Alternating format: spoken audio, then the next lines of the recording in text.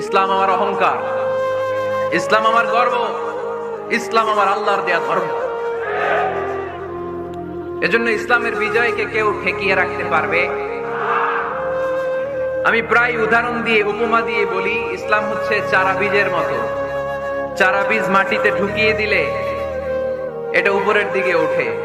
তো ইসলামকে যারা মাটিতে গেড়ে ফেলতে চায় তারা জানে না ইসলামের উপমাটা অনেকটা চারা বীজের মতো। ইসলামকে মাটিতে গেড়ে দিলে এটা কি হবে?